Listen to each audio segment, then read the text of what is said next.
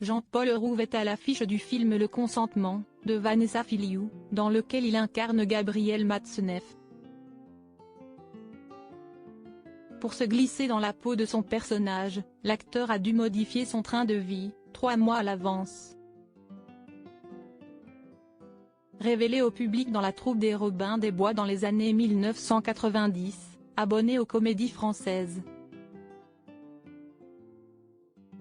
Jean-Paul Rouve s'est lancé un sacré défi en acceptant de tourner dans le film Le Consentement de Vanessa Filiou, qui sort au cinéma le 11 octobre 2023.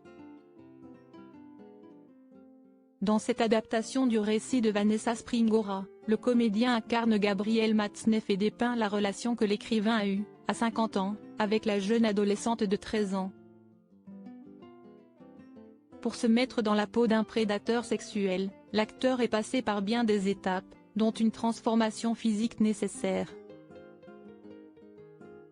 Dans son journal, Matzneff parle beaucoup de son physique, du fait qu'il s'occupe de lui, nage et se fait bronzer, rappelle Jean-Paul Rouve dans les colonnes du journal Le Parisien.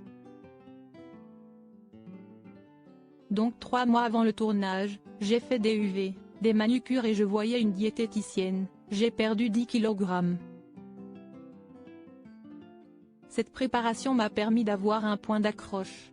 Ensuite, j'ai appréhendé ce personnage comme un prédateur qui vampirise ses proies et s'empare de leurs moelle pour les utiliser dans ses livres. Ma référence, c'était Anthony Hopkins. Le film Le Consentement est interdit aux moins de 12 ans. Il raconte de manière précise l'emprise émotionnelle et sexuelle que Gabriel Matzneff a eue sur ses victimes, dont Vanessa Springora.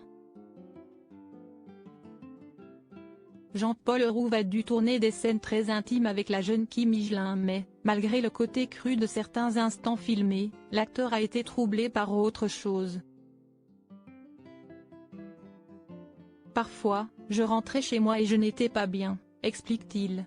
À force de dire des saloperies, mon cerveau faisait une overdose.